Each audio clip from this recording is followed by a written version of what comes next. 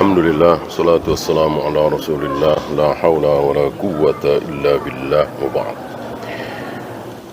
Sambil menunggu lampu menyala, kita lanjutkan poin ke-6. Wa'lam anna an-nasa lam yabtadi'u bid'atan qattu hatta taraku minas sunnati mithlaha. Setiap kali bid'ah itu dijalankan, setiap kali itu pula sunnah hilang. Maka tidak mungkin bid'ah merajalela, bersamaan dengan itu sunnah juga berkibar. Nggak mungkin.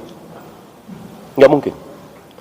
Sunnah berkibar, bersamaan dengan itu bid'ah juga merajalela. Nggak mungkin. Nggak mungkin. Ya seperti barat dengan timur, seperti langit dengan bumi. Ya, tidak mungkin berjalan beriring. Ya. Saya pernah pengalaman mampir ke masjid malam Jumat. Ya. Azan Nisa kira-kira mungkin kurang 5 menit atau 3 menit. Ditunggu. Biasanya jam segitu sudah banyak orang. Beberapa masjid sudah terdengar azan. Ini enggak ada. Yang ada anak kecil. Anak kecil 2 apa 3. Sudah lewat. Waktu Isya sudah lewat. Padahal biasanya sudah ramai, sudah menjelang qomat. Ya. Iseng-iseng saya nanya ke anak kecil ini, "Dek, kemana bapak-bapak? Kok nggak ada satupun?" Antum tahu jawabannya? Kemana bapak-bapak? Iya, sedang tahlilan. Ya. Antum bisa nebak jawab, mungkin antum pernah punya pengalaman juga kali ya. Tahlilan malam Jumat. Nah, lihat. Satu bid'ah dilakukan, dibela-belain, meninggalkan satu sunnah yang luar biasa. Satu sunnah yang sangat besar, sunnah yang hukumnya wajib. Yang orang-orang munafik itu berat sekali. Salat berjamaah itu, Isya dan subuh. Hilang. Gara-gara satu bid'ah. Nah, begitulah keadaannya. Maka negeri di mana bid'ah merajalela seperti di negeri kita ini, ya sunnah sedikit, sunnah tidak berkibar. Sebaliknya negeri yang sunnah berkibar, Saudi misalnya, bid'ah sedikit. Ya. Nggak mungkin dua-duanya banyak, tidak mungkin.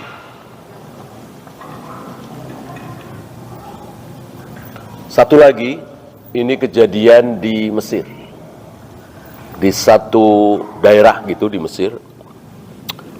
Jadi ada seorang murid bertanya kepada gurunya, mengeluhkan kenapa tahun ini Idul Adha yang menyembelih kurban sedikit, kambing, sapi sedikit, unta sedikit.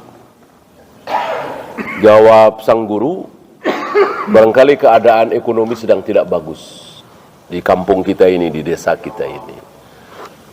Si muridnya ini cerdas. Ya. Kira-kira 1 atau 1,5 bulan yang lalu terjadi penyembelihan besar-besaran. Entah berapa ratus ekor. Ya, kalau tidak salah habis Syawal atau akhir Syawal. Nah, itu ada bid'ah khusus di situ, di negeri Mesir itu. Jadi berbarengan dengan haul seorang tokoh. Di kita insya Allah ada juga ya. Jadi ketika tiba haul seorang tokoh, kan mereka biasa haul. Antum tahu haul yang sunnah itu haul apa? Haul zakat, ya kan? Ini ada haul untuk memperingati wafatnya ulama fulan, syekh fulan. Nah, masing-masing ada tuh. Ada 12 Syawal, ada 10 Rajab, dan lain-lain, tergantung kapan si syekhnya ini meninggal. Nah, ketika haul ini luar biasa. Ratusan itu. Ada kambing, ada sapi, ada unta. Ya. Berarti terpatahkan jawaban si gurunya ini. Tegaklah ucapan beliau bahwa ketika bid'ah merajalela, sunnah hilang. Ya. Lihat di negeri kita ini. Oleh karena itu tidak bisa ahlus sunnah mentolerir ahlul bidah. Amalan sunnah beriringan dengan amalan bid'ah, tidak bisa. Jadi ketika ada sebuah bid'ah, maka haram bagi kita menegakkan sunnah di situ. Walaupun sunnah itu besar sekali, dakwah misalnya, amar ma'ruf nahi mungkar misalnya, tapi di tempat dan waktu saat kaum muslimin melakukan bid'ah, tahlilan tadi misalnya, maulid nabi tadi misalnya, dan seterusnya. Kecuali bid'ah itu menempel di sunnah. Kecuali bid'ah itu ada di sunnah. Apa misalnya? Berbagai macam bid'ah pada sholat berjamaah. Tentu nggak ada urusan kita. Kita ikut sholat berjamaah. Di situ ada bid'ah ini, bid'ah itu, bukan urusan kita. Apalagi bid'ahnya terjadi setelah salam, nggak masalah. Ya. Maka termasuk sebuah kesalahan kalau antum tidak mau sholat berjamaah di situ karena di situ penuh dengan bid'ah. Ini sebuah kesalahan. Kenapa? Karena intinya, usulnya adalah sunnah yang sangat besar, yaitu sholat berjamaah. Ada yang usoli di situ, ada nawaitu di situ, rata-rata sedekap di bawah pusar misalnya, atau bahkan banyak yang tidak sedekap. Bukan urusan kita. Urusan kita sholat berjamaah, menjalankan sunnah yang sangat besar, sunnah yang wajib ini, yang dicontohkan oleh Rasul dan para sahabat, yang dimana seorang sahabat dipapah oleh 2 orang untuk dibawa ke masjid.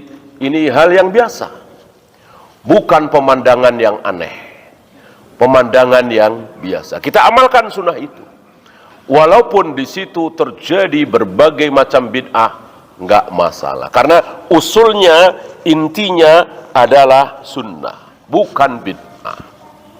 Kalau usulnya, intinya adalah bid'ah, seperti tahlilan, muludan, rajaban, dan seterusnya, maka haram kita menegakkan sunnah di situ, melakukan sebuah sunnah di situ, tidak boleh.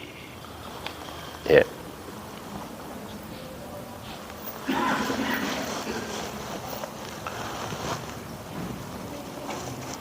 Fahdhar muhdatsati minal umur, maka hati-hatilah perkara-perkara muhdas itu, perkara-perkara bid'ah itu. Jangan dianggap kecil, jangan dianggap remeh, jangan dianggap sepele. Fa inna kulla muhdatsatin bid'ah, karena semua yang muhdas, muhdas artinya apa? Baru. Baru yang dimaksud adalah muncul kemudian. Tidak ada di zaman Rasul dan para sahabat. Jadi lamanya di sini adalah Rasul dan para sahabat. Bukan lama 50 tahun yang lalu, 100 tahun yang lalu, bukan. Bahkan 200 tahun yang lalu, 400 tahun yang lalu, tidak. Yang dimaksud lama di sini adalah di awal Islam, yaitu Rasul dan para sahabat. Maka tertolak ucapan sebagian saudara kita yang melihat anak-anak muda kok nggak mau soli lagi, nggak mau tahlilan lagi, nggak mau muludan lagi, ya. Ini baru kira-kira 10 tahun terakhir ini, 15 tahun terakhir ini. 100 tahun yang lalu, 200 tahun yang lalu sempat tahlilan semua, muludan semua. Ya. Dulunya ini tanggung 100 tahun, 200 tahun yang lalu. Jadi yang benar dulunya ini, lamanya ini adalah di awal Islam, Rasul dan para sahabat. Bukan 200 tahun yang lalu, bahkan 1000 tahun yang lalu, tidak.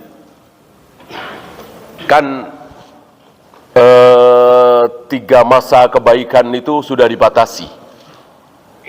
Ya. Khairun nas qarni, tsummal ladzina yalunahum, tsummal ladzina yalunahum. 3 generasi.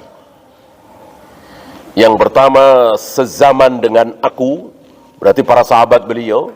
Kemudian setelah itu para tabi'in, kemudian setelah itu atba'ut tabi'in. Ya. 110 kira-kira. Kemudian 170, kemudian 220 kira-kira. 110 habis. Siapa yang habis? Sahabat. Sudah nggak ada lagi. Ya.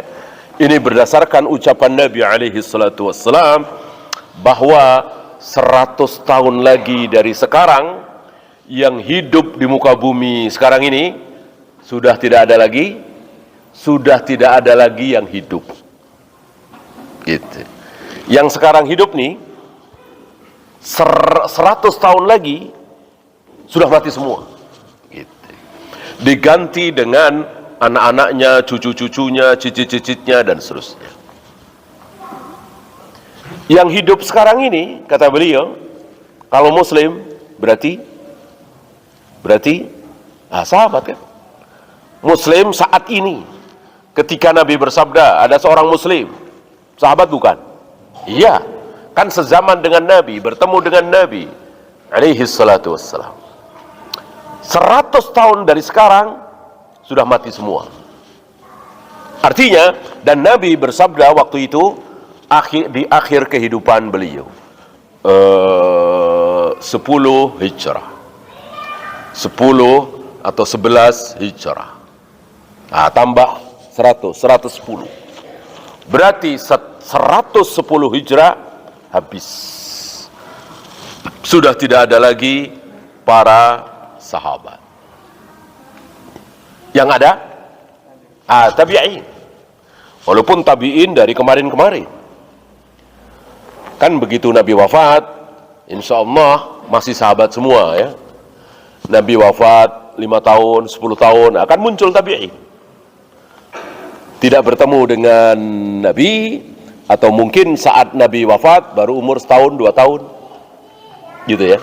Akhirnya ketemu dengan Umar, ketemu dengan Utsman, ketemu dengan Ali, ketemu dengan Abu Hurairah, ketemu dengan Zubair, menuntut ilmu syar'i dan seterusnya.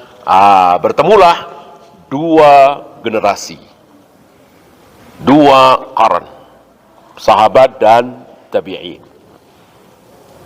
Ya, sampai tahun 60, 70, 80, antum tahu apa yang terjadi di tahun 60. Sampai Abu Hurairah memohon perlindungan kepada Allah dari tahun 60. Bercampur itu para sahabat dengan tabi'i. Sampai 100 berapa tadi? 110 habis sahabat. Tinggal para tabi'in. Tinggal para tabi'in. Setahun, 2 tahun, 5 tahun, 10 tahun, muncul generasi berikutnya. Tidak bertemu dengan sahabat, tidak bertemu dengan Ali bin Abi Thalib, tidak bertemu dengan Abu Hurairah, tidak bertemu dengan Aisyah, tapi bertemu dengan Hasan Basri, bertemu dengan Tawus, bertemu dengan Atha bin Abi Rabah. Disitulah berkumpul antara tabi'in dengan atba'ut tabi'in. Sampai kira-kira 170. Habis tabi'in, kemudian tinggal atba'ut tabi'in sampai 220. Kira-kira ini hitungan para a'immah. Setelah itu sudah tidak ada lagi. 3 generasi terbaik yang dijamin oleh Nabi alaihi salatu wassalam disebut cuman 3. Maka hari itu setelah 220 dan seterusnya sudah tidak ada lagi salaf. Sudah tidak ada lagi salaf. Secara zaman, secara waktu, yang ada khalaf. Gitu. Secara zaman. Maka sudah tidak disebut lagi ulama salaf. Ulama salaf ya 3 itu tadi, sahabat, tabi'in, atba'ut tabi'in. Setelah itu khalaf. Bukan salaf lagi secara zaman. Tapi secara pemahaman, manhaj, akidah sampai hari ini masih ada. Bahkan sampai akhir zaman. Sampai Imam Mahdi bertemu dengan Nabi Isa.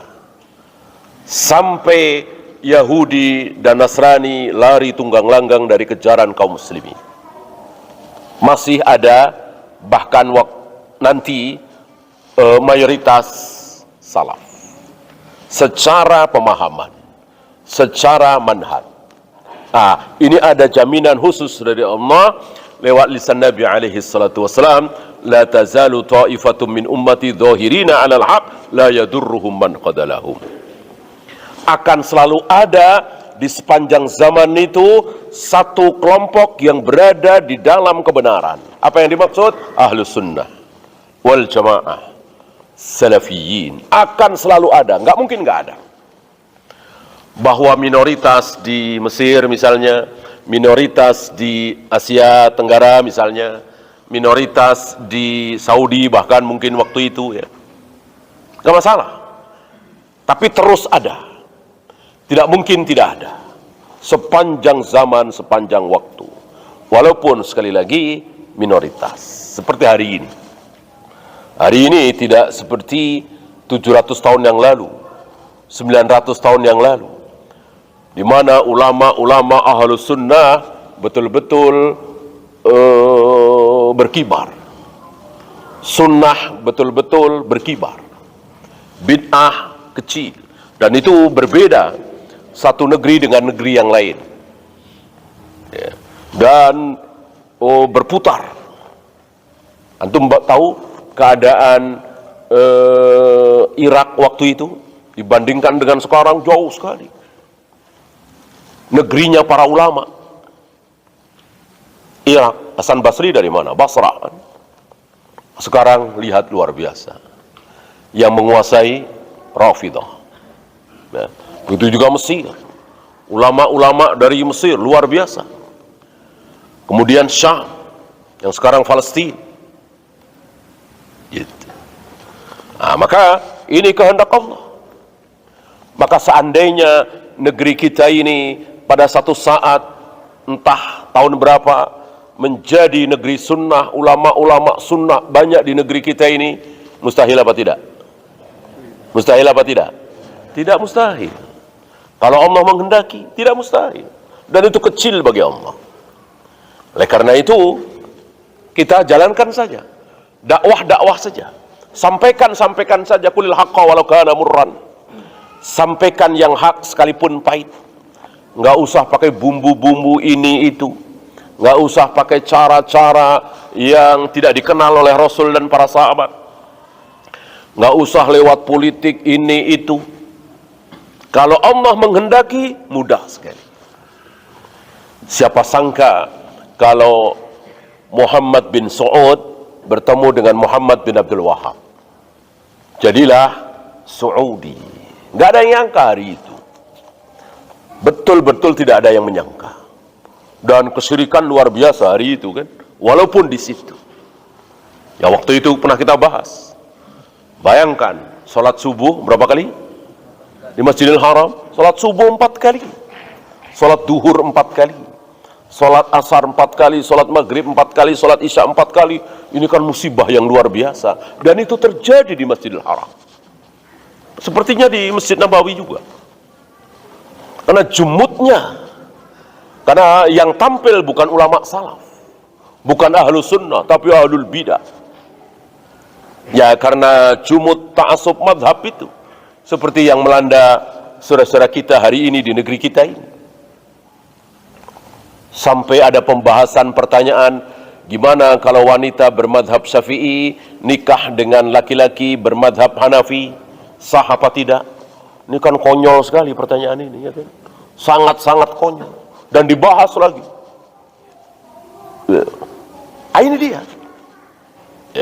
Sampai melanda Masjidil Haram. Walillahil ham, tampil dua Muhammad ini. Muhammad bin Abdul Wahab dan Muhammad bin Su'ud. Satu dengan ilmunya, satu dengan kekuasaannya. Dan luar biasa beliau berdua. Berani sekali, pemberani sekali. Demi membela sunnah, demi membela syariat. Maka marahlah negeri Islam yang penuh dengan bid'ah, termasuk yang di negeri kita ini. Maka yang muncul kan luar biasa itu. Kebohongan demi kebohongan, fitnah demi fitnah. Ada yang bilang salah satu tokoh di negeri kita ini, kitab-kitab Sahih Bukhari, Sahih Muslim, Sunan Abu Dawud, Sunan Nasai dirubah-rubah sama Wahabi katanya. Dirubah-rubah. Alhamdulillah ada Kiai Anu disebut yang sedang nyantri di sana. Disebut ada Hasyim Asy'ari, ada Mbah Kiai Dalhar, ada yang ini. Itu bawa kitab katanya. Bawa kitab dari Mekah itu ke Indonesia. Maka santri-santri itulah yang menyelamatkan. Jadi yang asli ini di Indonesia. Sono sudah dirubah-rubah, ya. Coba kalau ada waktu dicocokin itu yang terbitan Darul Fikr misalnya, terbitan Saudi dengan terbitan CP di Ponorogo di Semarang, coba mana bedanya? Mana coba? Apa ada yang terbitan CP di Ponorogo itu Sahih Bukhari, Sahih Muslim membolehkan tahlilan, muludan? Mana coba? Ini luar biasa, kebohongan yang luar biasa, fitnah yang luar biasa. Dan begitulah beliau senasib dengan Syekhul Islam, habis namanya. Ya. Tidak senasib dengan Imam Syafi'i, Imam Malik, Imam Bukhari, kan hampir-hampir nggak ada yang membenci Imam Syafi'i, Imam Malik, Imam Bukhari, hampir-hampir nggak ada kan kaum muslimin. Tapi Syekhul Islam Ibn Taimiyah dengan murid-muridnya, Syekh Muhammad bin Abdul Wahab, luar biasa. Padahal akidahnya, manhajnya antara Syekh Muhammad bin Abdul Wahab dengan Imam Syafi'i sama apa beda? Sama, yang mudah saja. Dua-duanya tidak kenal tahlilan, dua-duanya tidak kenal muludan. Gitu, kan sama. Betul-betul sama. Tapi bisa-bisanya Imam Syafi'i disanjung-sanjung, Imam Malik disanjung-sanjung, begitu Syekhul Islam Muhammad bin Abdullah habis. Ya, berbagai macam fitnah. Ya, sampai hari ini. Karena ini bahayanya fitnah itu. Sekali bikin fitnah sudah menyebar. Dan untuk dibelokkan lagi sulit. Sangat sulit.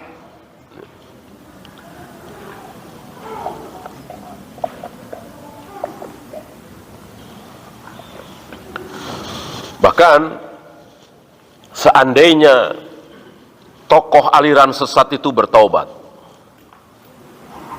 misalnya tokoh Ahmadiyah, taruhlah ya. Ada Ahmadiyah, antum tahu ajarannya ya. Ada nabi lagi setelah Nabi Muhammad SAW, begini-begini, punya kitab tersendiri, At-Tadhkirah. Nah, ada tokohnya bertaubat di hadapan para pengikutnya. Saudara-saudara, selama ini kita salah.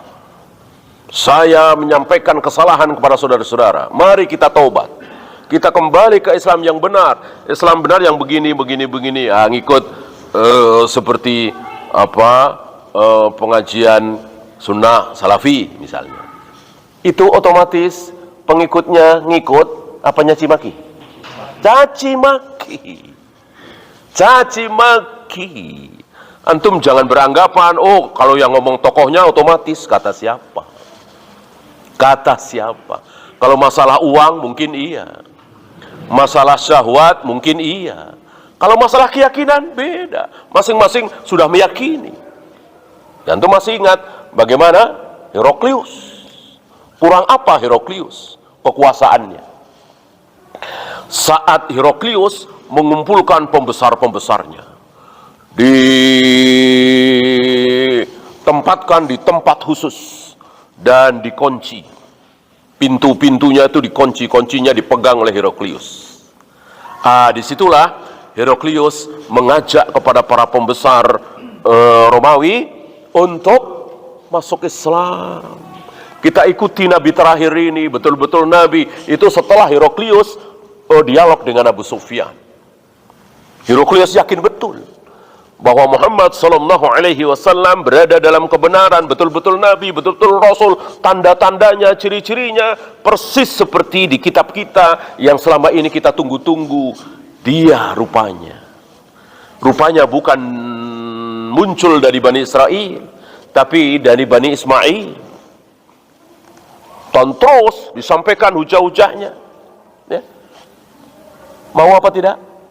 Tidak mau, lari tidak tahan. Mereka mendengar junjungannya mengucapkan seperti itu, mengajak mereka untuk mengikuti orang yang belum dikenal, maka lari ke pintu.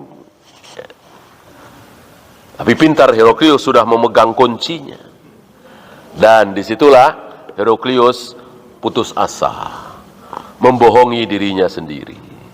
Heraklius mengatakan, aku cuman menguji kesetiaan kalian.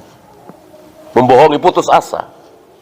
Beda dengan Raja Najasyi. Raja Najasyi tidak putus asa, bahkan diam-diam masuk Islam, baca syahadat. Heraklius tidak. Maka ketika para ulama tidak berselisih apakah Raja Najasyi ini muslim, maka untuk Heraklius para ulama berselisih. Apakah Heraklius ini muslim apa masih kafir? Yang rajih kafir. Sebagaimana pelajaran akidah, tauhid, kita sudah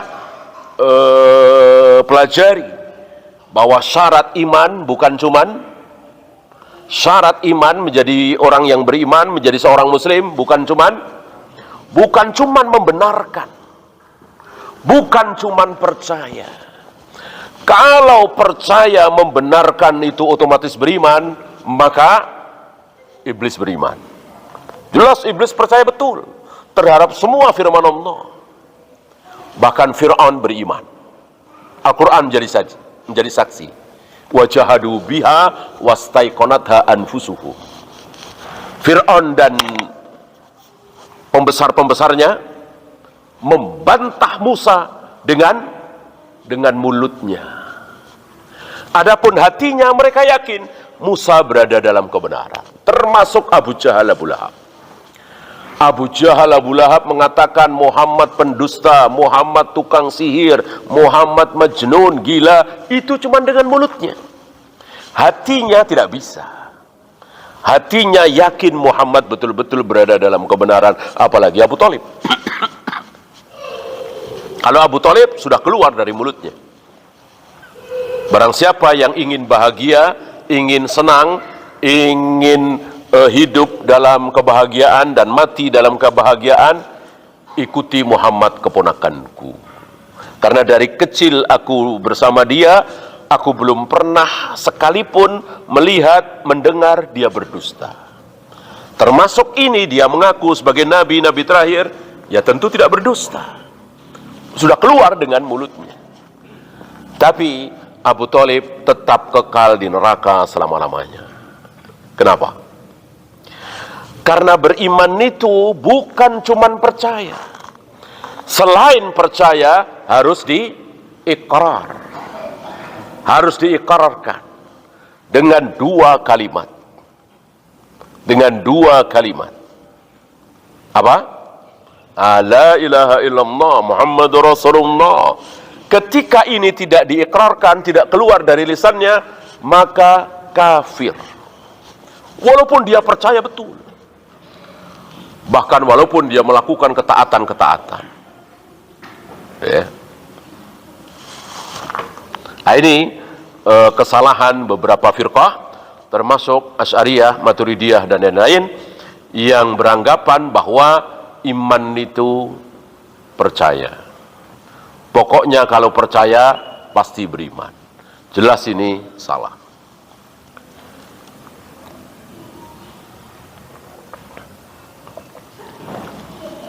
Wa kullu bid'atin dhalalah. Dan semua yang bid'ah pasti sesat. Siapa yang mengatakan ada bid'ah yang tidak sesat, silahkan berhadapan dengan Nabi SAW. Para sahabat ridwanullah alaihim jami'an. Beliau dan para sahabat mengatakan semua bid'ah sesat. Tiba-tiba hari ini ada yang mengatakan ada bid'ah hasanah. Ada bid'ah tapi hasanah, tapi bagus. Gitu ya. Apa yang mereka contohkan tadi? Yang berupa sholat, yang berupa puasa, yang berupa baca Al-Quran, yang berupa zikir, yang berupa sholawat, itu hasanah semua. Walaupun tidak ada contoh dari Rasul dan para sahabat. Tahlilan bid'ah betul, bid'ah hasanah. Muludan betul, bid'ah hasanah. Usolli nawaitu betul, bid'ah hasanah. Kalau begitu ganti aja kulla bid'atin hasanah. Ganti aja. Habis semua bid'ah hasanah semua. Gitu. Lalu bid'ah yang dolalah apa? Ya. Yang enggak ada, ya. Salat subuh 3 rakaat tuh, itu baru tuh bid'ah dolalah. Ya enggak ada. Nanti kalau ada juga dibilang hasanah. Ya. Jadi enggak mau menyalahkan gitu. Enggak mau menyalahkan kaum muslimin. Azan hayya 'alas shalah 3 kali atau 4 kali, itu baru bid'ah dolalah. Ya karena enggak ada. Kalau ada dibilang hasanah juga. Jadi enggak mau menyalahkan. Pokoknya apa yang menjadi praktek kaum muslimin, terutama di negeri kita ini, bid'ahnya hasanah.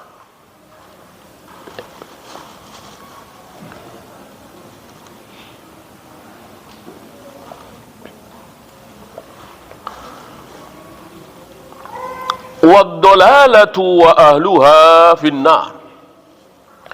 Dan semua yang sesat dan ahli kesesatan itu di neraka. Maka yang disiksa di neraka bukan cuman yang nyembah batu.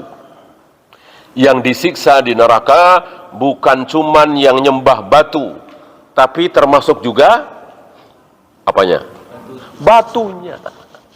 Batunya yang disembah juga dibakar di neraka. Wa quduhan nasu wal hijarah.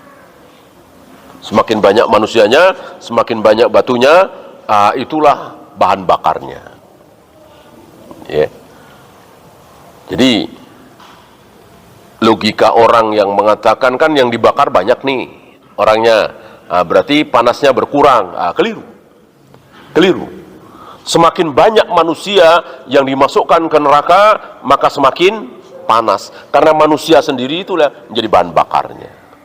Makin panas. Dan batu yang disembah untuk menambah kesedihan mereka, untuk menambah penyesalan mereka. Batu yang disembah-sembah, yang dipuja-puja, disiksa juga di neraka. Kayak apa sedihnya, kayak apa malunya, kayak apa hinanya. Yang disembah-sembah, yang diharap bisa menolong, malah disiksa di neraka juga. Waliyadzubillah.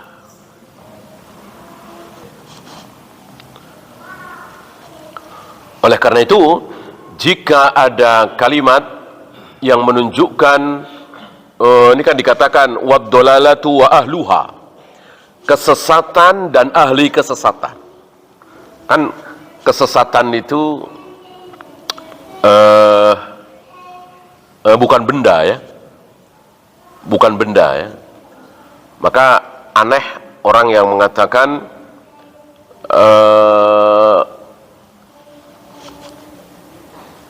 madunal ka'baini minal izar fa finnar. Kain yang di bawah mata kaki itu di neraka. Ya. Yang di neraka apanya? Mereka walaupun ini sekedar ledekan mereka ya, kainnya, ya tentu tidak. Tentu orang yang memakai kain itu. Ya. Maka dikatakan wad-dolalatu wa ahluha. Maka dikatakan wa kullu dolalatin finnar, maksudnya ahlud dolalah. Siapa? Orangnya, jinnya, setannya, gitu. Bukan zinanya, khomernya, judinya. Zina kan nggak ada bendanya, gitu. Paham ya?